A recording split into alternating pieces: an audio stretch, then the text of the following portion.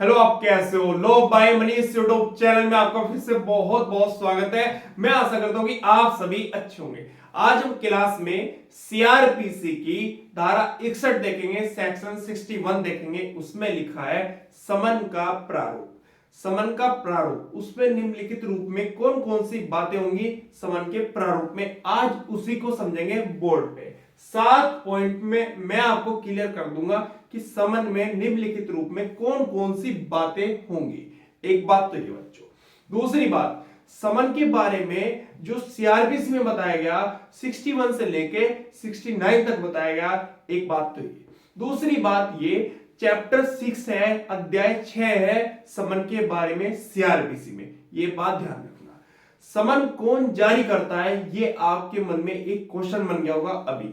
समन हमेशा कोर्ट जारी करती है, पुलिस भी जारी करती है, पर लेकिन पुलिस से अलग ये जो बातें हैं वो कोर्ट के बारे में है। आज जो समन जारी करती है वो हमेशा कोर्ट जारी करती है, और कोर्ट जब किसी व्यक्ति को समन जारी करती है, चाहे वो अभियुक्त हो, चाहे वो साक्षी हो, या कोई दस्तावेज पेश करने के लिए समन पेश किया जाता है उस व्यक्ति के पास कोर्ट के द्वारा कि आप इस तारीख को इस स्थान पर कोर्ट में पेश हो। जिस व्यक्ति को समन जाता है, चाहे वो अभियुक्त को जाए, मेरा मतलब अपराधी को, चाहे वो साक्षी को जाए, या कोई डॉक्यूमेंट दस्तावेज पेश करने के लिए, ये बात ध्यान रखना। समन कौन जारी करेगा?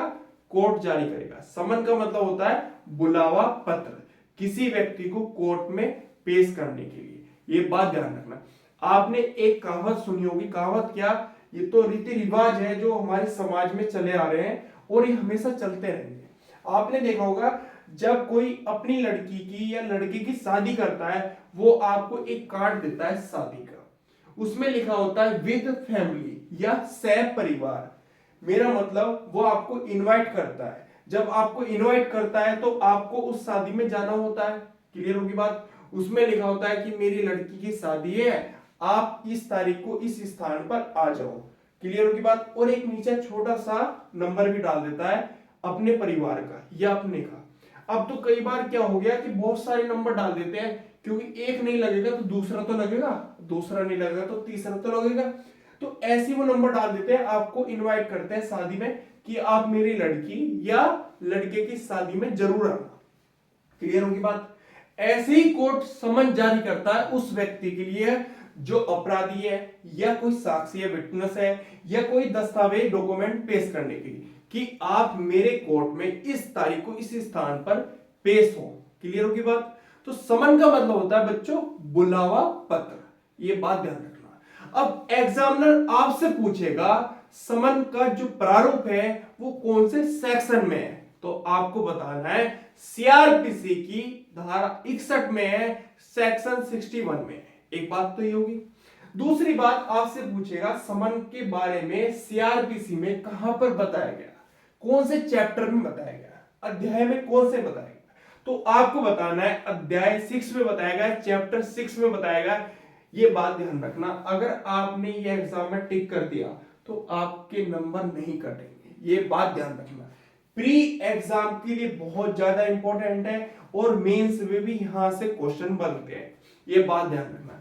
यहां से जो भी बात मैं आपको आज बता दूंगा नोट कर लेना, कभी भी लाइफ में आपको काम जरूर आएंगी, ये बात ध्यान रखना। अगर आप कोर्ट में प्रैक्टिस करते हैं वहां पर काम आएगी, एग्जाम के लिए तो बहुत ज्यादा इंपॉर्टेंट है। प्री में ऐसा कभी नहीं हुआ कि कोई भी एग्जाम हुआ हो, या उत्तराखंड का हुआ हो, उत्तर प्रदेश का हुआ हो, या हरियाणा का हुआ, कोई भी अदर स्टेट का एग्जाम हुआ हो, उस एग्जाम में अगर यहां से क्वेश्चन ना बने हो, आप खुद घटना चक्र उठाएं, परीक्षा मंथन उठाएं, आपको पता चल जाएगा कि यहां से कितनी बार क्वेश्चन बने हैं। प्री के लिए बहुत ज्यादा इंपॉर्टेंट है, इसलिए ये बात ध्यान रखना। कोई जल्दी नहीं है, बहुत प्यार से इस सेक्शन को मैं आपको समझाऊंगा, एक एक पॉइंट समझाऊंगा, ये बात ध्यान रखना। आओ बच्चों बोर्ड पर चलते हैं, एक एक पॉइंट समझते हैं। देखो बच्चों, मेरे पास बोर्ड पे अभी 2 पॉइंट लिखे हैं, और पॉइंट कितने पढ़ाऊंगा, टोटल 7 पॉइंट मैं आपको अच्छे से समझाऊंगा इस क्लास में। एक एक पॉइंट पे आपको नजर बनानी है ध्यान से। देखो बच्चों, इसमें लिखा है पहले पॉइंट में यह लिखित होना चाहिए। जो समन होगा वो कैसा होना चाहिए, जो कोर्ट जारी करेगा। तो आपको ध्यान में रखना है समन जो भी कोर्ट जारी करता है किसी व्यक्ति के लिए, मतलब किसी अभियुक्त के लिए, किसी साक्षी के लिए या किसी डॉक्यूमेंट दस्तावेज पेश करने के लिए, वो हमेशा लिखित रूप में होना चाहिए।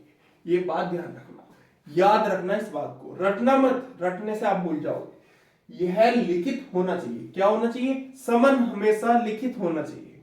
आप समझते हैं, समन लिखित में होना चाहिए। जो समन होगा वो कैसा होना चाहिए? लिखित में होना चाहिए। इसमें मतलब समन में प्रिंटिंग, लिथोग्राफी एवं फोटोग्राफ तथा शब्दों को दृश्यमान रूप में प्रस्तुत करने के अन्य सभी तरीके सम्मिलित होंगे। किसमें होंगे? समन में। ये बात ध्यान रखना। पहला पॉइंट मैंने आपका क्लियर कर दिया। दूसरा पॉइंट देखते हैं। इसमें लिखा है यह 2 प्रतियों में होना चाहिए। यह 2 प्रतियों में होना चाहिए।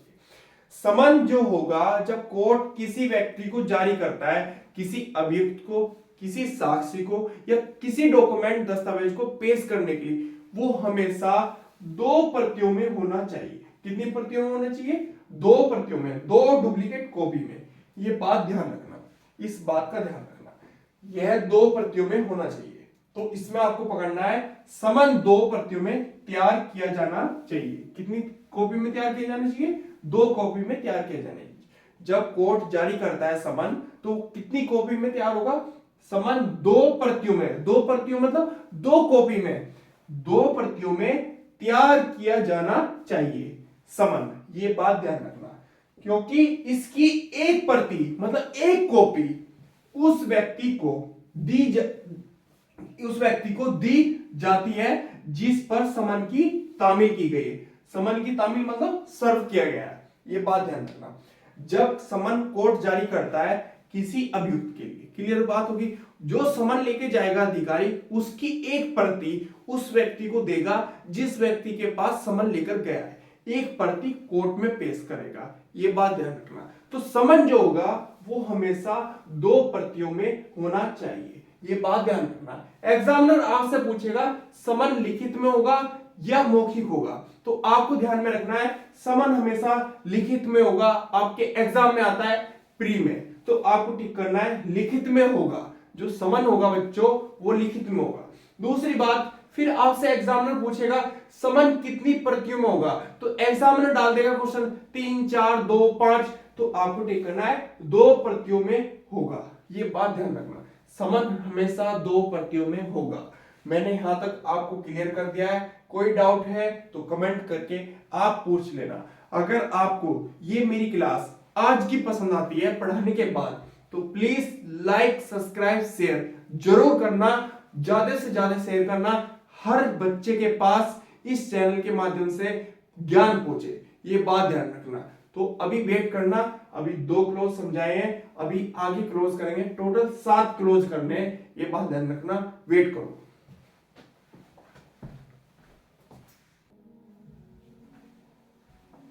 देखो बच्चों, हम क्लास में आज पढ़ रहे हैं समन, कि समन में निम्नलिखित रूप में कौन कौन सी बातें होनी चाहिए। उसी को देखते हुए हम एक एक पॉइंट क्लियर करेंगे। तो आज हम क्लास में अब जो पॉइंट देखेंगे वो तीसरा पॉइंट देखेंगे। इसमें लिखा है यह हस्ताक्षरित होना चाहिए। मेरा मतलब जो समन होगा उस पर सिग्नेचर होने चाहिए। ये बात ध्यान रखना, जब कोर्ट समन जारी करता है उस पर कोर्ट के सिग्नेचर होने चाहिए जो अधिकारी उस समन को जारी कर रहा है। ये बात ध्यान रखना। तो यह हस्ताक्षरित होना चाहिए, ये बात ध्यान रखना। समन पर पीठासीन अधिकारी कौन? जज, जो कोर्ट में बैठे हैं, जज, पीठासीन अधिकारी या लग गया, या उच्च न्यायालय, हाई कोर्ट द्वारा निर्दिष्ट किसी अधिकारी के सिग्नेचर, हस्ताक्षर होने चाहिए। देखो, जो उस न्यायालय में बैठे हैं उसके जज सिग्नेचर करेंगे समन पर, या उच्च न्यायालय मतलब हाई कोर्ट द्वारा निर्दिष्ट मतलब किसी अधिकारी के हस्ताक्षर होने चाहिए, जो हाई कोर्ट ने अपॉइंट कर दिए उसके सिग्नेचर होने चाहिए, जो समन जारी कर रहा है उस डॉक्यूमेंट पे, बुलावा पत्र पे, समन पे। ये बात ध्यान रखना। या तो समन पर पीठासीन अधिकारी करेंगे, जो कोर्ट में जज बैठे हैं वो करेंगे, या हाई कोर्ट किसी को अपॉइंट कर रहा है, निर्दिष्ट कर रहा है कि आप सिग्नेचर करो, तो वो सिग्नेचर करेंगे जो समन को जारी कर रहे हैं। ये बात ध्यान रखना। हस्ताक्षर होने चाहिए। इसमें लिखा अर्ध हस्ताक्षर, इंटरनल जो होंगे हस्ताक्षर सिग्नेचर एवं अपने नाम की मुद्रा के प्रयोग को आपत्तिजनक माना गया है। अगर कोई अपने नाम का सिग्नेचर खुद करता है और अपने नाम की खुद मोहर लगाता है, कोर्ट की नहीं लगाता, तो उसे क्या माना जाएगा? आपत्तिजनक माना जाएगा, जो समन पे करेगा कोई ऐसा। जैसे ए व्यक्ति पर समन गया, उसने क्या करा? खुद एक समन तैयार किया और उसने उस पे अपनी मोहर लगा दी, अपने सिग्नेचर कर दिए, वो वैलिड नहीं माना जाएगा, वो आपत्तिजनक माना जाएगा। ये बात ध्यान रखना। समन पर जो सिग्नेचर होंगे वो जो कोर्ट में जज साहब बैठे हैं वो अपने सिग्नेचर करेंगे, या हाई कोर्ट ने किसी को अपॉइंट कर दिया, निर्दिष्ट कर दिया, बता दिया कि आप सिग्नेचर करोगे जब समन जारी करोगे, तो वो सिग्नेचर करेंगे उस समन पर जिसको समन भेजा जा रहा है। क्लियर होगी बात? एक बात। फिर इसमें लिखा है फोर्थ क्लॉज में, इसमें लिखा है उस पर न्यायालय की मुद्रा अंकित की जानी चाहिए। जो मुद्रा होगी, मुद्रा का मतलब होता है मोहर, स्टैम्प, सील।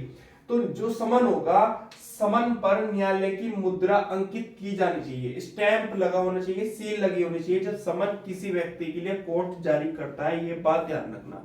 समन पर अगर सील नहीं होगी, मुद्रा नहीं होगी, कोर्ट की मोहर नहीं होगी, समन नहीं माना जाएगा, वैलिड नहीं माना जाएगा। ये बात ध्यान रखना। तो प्रत्येक समन पर, जो प्रत्येक समन है, प्रत्येक समन पर उस न्यायालय की मुद्रा, मोहर अंकित की जानी चाहिए जिसने उसे जारी किया है। ये बात ध्यान रखना। जब समन कोर्ट, कोर्ट समन जारी करता है तो समन पर अपनी मोहर मारेगा, वो कोर्ट जो जारी कर रहा है अपने सिग्नेचर करेगा। तो इस बात का ध्यान रखना है। तो समन जब कोर्ट जारी करता है उसकी मोहर लगी होनी चाहिए, स्टैंप लगी होनी चाहिए, सील लगी होनी चाहिए। ये बात ध्यान रखना। अगर समन पर मोहर नहीं होगी, सील नहीं होगी, या कोई स्टैंप मतलब सिग्नेचर नहीं होगा, वो वैलिड नहीं माना जाएगा। ये बात ध्यान रखना, वो पास नहीं माना जाएगा।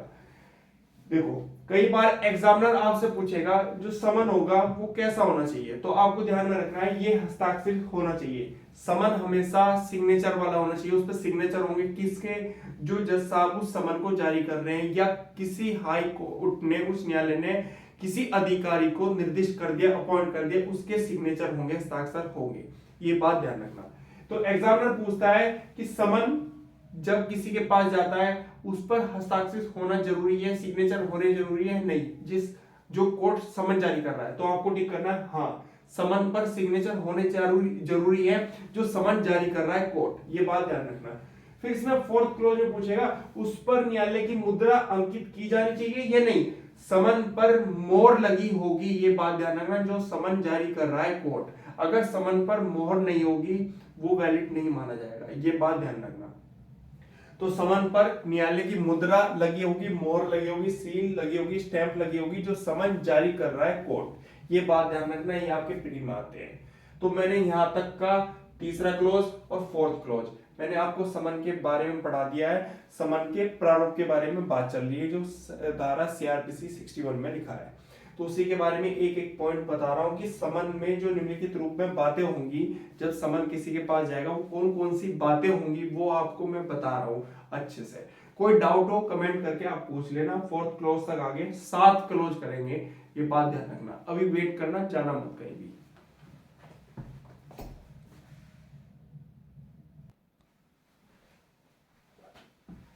देखो बच्चों, क्लास में समन के प्रारूप के बारे में बात चल रही है जो निम्नलिखित रूप में अलग अलग प्रकार से आपको बताई जा रही है।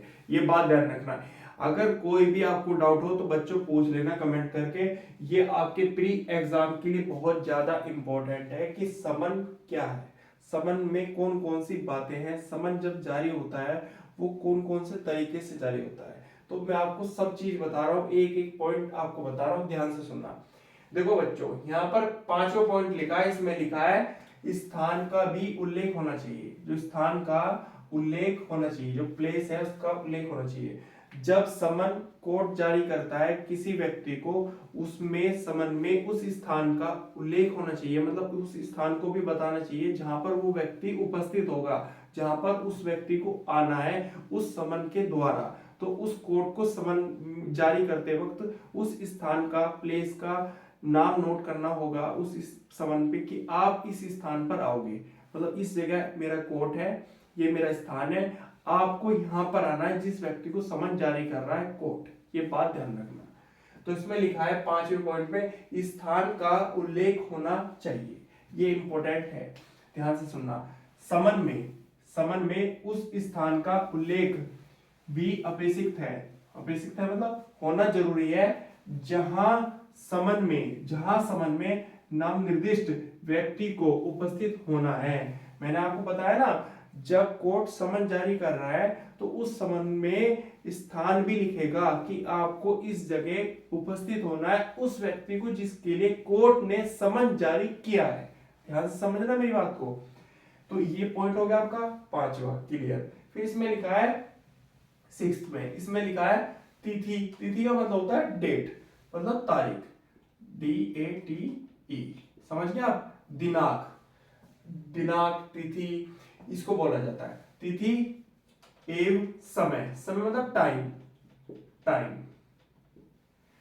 तिथि एवं समय, डेट, टाइम का उल्लेख भी किया जाना चाहिए। किसमें किया जाना चाहिए? समन में। समन जब कोर्ट जारी करता है, कोर्ट समन को जारी करता है किसी व्यक्ति को, किसी अभियुक्त को, किसी साक्षी को या कोई दस्तावेज पेश करने के लिए, तो उसमें तिथि, तारीख और समय जरूर लिखेगा कि आपको इस तारीख में कोर्ट में पेश होना है, इस समय पे पेश होना है। तो उस व्यक्ति के लिए ये बातें लिखी जाएंगी समन में। ये बात ध्यान रखना, कोर्ट के जज साहब के द्वारा, जो कोर्ट में समन जारी कर रहे हैं। क्लियर होगी बात। तो कोर्ट में जो समन जारी कर रहे हैं, कोर्ट के जो जज साहब है वो समन जारी कर रहे हैं, तो वो तिथि समन में और स्थान, समय, तिथि और समय जरूर नोट करेंगे। ये बात ध्यान रखना। डेट और टाइम समन में लिखा जाएगा, ये बात ध्यान रखना, समन में ये बात लिखी जाएगी।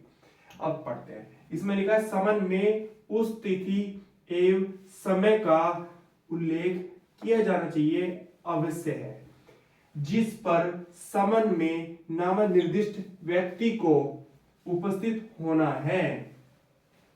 जब कोर्ट समन जारी करता है किसी व्यक्ति के लिए, तो उस समन पर तिथि और समय नोट करेगा कि आपको इस तारीख पर, इस समय पर कोर्ट में उपस्थित होना है उस व्यक्ति को जिसके लिए समन जारी किया है कोर्ट ने। 6 पॉइंट मैंने आपको बता दिए हैं। 7वां पॉइंट एक रह गया है, वो अभी मैं आपको बता रहा हूं। प्री के जो क्वेश्चन है एक बार उन पे नजर मार लेते हैं।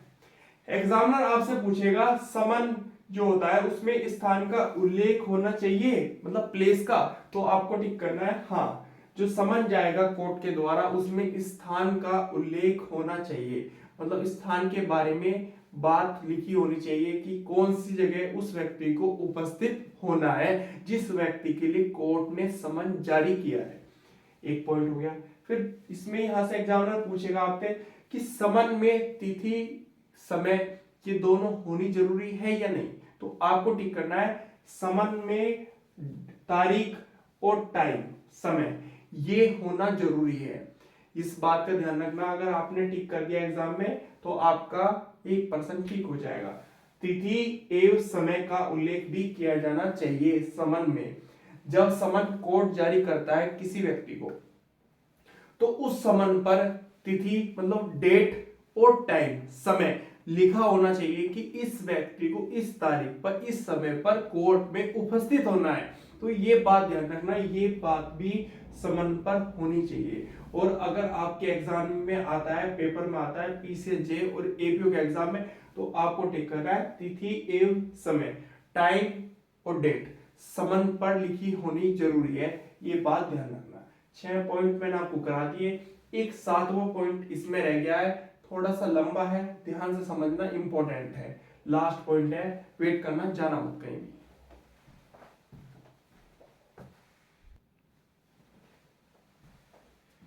देखो बच्चों, क्लास में आज समन की बात चल रही है कि समन का प्रारूप कैसा होगा। जो समन है, जब कोर्ट समन जारी करता है तो उनमें कौन कौन सी बातें होंगी, निम्नलिखित रूप में कितने प्रकार से वो बातें होंगी, तो आज यही हम क्लास में देख रहे हैं। तो इसी को देखते हुए हम देखेंगे, ये 7वां पॉइंट है, ये लास्ट पॉइंट है इस क्लास में जो समन के बारे में है। ध्यान से समझना। इसमें लिखा है अपराध का उल्लेख किया जाना चाहिए। देखो, जब कोर्ट समन जारी करता है किसी अभियुक्त को, अपराधी को या व्यक्ति को, तो उसमें उस अपराध का उल्लेख भी किया जाना चाहिए जिसके लिए कोर्ट समन जारी कर रहा है उस व्यक्ति को, जिस व्यक्ति ने वो अपराध किया है। ये बात ध्यान रखना, कोर्ट समन जारी करता है उस व्यक्ति को कि आपने ये अपराध किया है इसलिए मैंने आपको समन जारी किया है, तो उस अपराध का उल्लेख किया जाना चाहिए उस समन में। ये बात ध्यान रखना जब समन कोर्ट जारी करेगा, इस बात का ध्यान रखना। तो 7वें पॉइंट में लिखा है अपराध का उल्लेख किया जाना चाहिए, उल्लेख किया जाना चाहिए समन में। तो अब समझेंगे, इसमें लिखा है समन में उस अपराध का भी उल्लेख किया जाना चाहिए। उस अपराध का मतलब क्राइम का जो अपराध उस व्यक्ति ने किया है, उस समन में उस अपराध का भी उल्लेख किया जाना चाहिए जिसके लिए अभियुक्त मतलब अपराधी को समन किया गया है। यदि ऐसा उल्लेख नहीं किए जाने से अभियुक्त के हितों पर प्रतिकूल प्रभाव पड़ता है तो वह समन त्रुटिपूर्ण माना जाएगा, सही नहीं माना जाएगा। समन में इन बातों का उल्लेख किया जाना अपेक्षित है, ये बात ध्यान रखना। जब समन कोर्ट जारी करता है, ठीक है, तो वो उस व्यक्ति के लिए जारी करता है जिस व्यक्ति ने अपराध किया है। अब उस व्यक्ति को जब समन जा रहा है तो उस समन में उस अपराध का भी उल्लेख किया जाना चाहिए कि आपने ये अपराध किया है इसलिए मैंने आपको समन जारी करा है। अगर उसमें अपराध का उल्लेख नहीं किया जाएगा तो वो त्रुटिपूर्ण माना जाएगा अभियुक्त के अधिकारों के हितों का देखते हुए, ये बात ध्यान रखना। तो आज हमने 7 पॉइंट पढ़े, ये एक पॉइंट है आपके लिए, ध्यान से सुनना। इसमें लिखा है इस प्रकार समन न्यायालय में उपस्थित का एक सहज साधारण एवं प्रथम माध्यम है। मतलब जो समन है उपस्थिति का एक साधारण सहज माध्यम है जब कोर्ट किसी व्यक्ति को मतलब किसी अभियुक्त को, किसी साक्षी को या किसी दस्तावेज डॉक्यूमेंट को पेश करने के लिए समन जारी करता है तो उस व्यक्ति को कोर्ट में पेश होना पड़ता है, चाहे वो व्यक्ति अभियुक्त हो, साक्षी हो या कोई डॉक्यूमेंट अगर समन द्वारा कोर्ट में मंगा रहा है कोर्ट। तो ये बात ध्यान रखना। समन कैसे जाएगा मैंने आपको बता दिया, 7 प्रकार से समन में जो समन का प्रारूप होगा उसमें कौन कौन सी बातें होंगी। पहली बात ध्यान से सुनना, समन जो होगा, जो कोर्ट जारी समन करेगा वो लिखित रूप में होगा। पहली बात तो ये कि समन जो होगा वो लिखित रूप में होगा। दूसरी बात 2 प्रतियों में होगा, क्लियर होगी बात।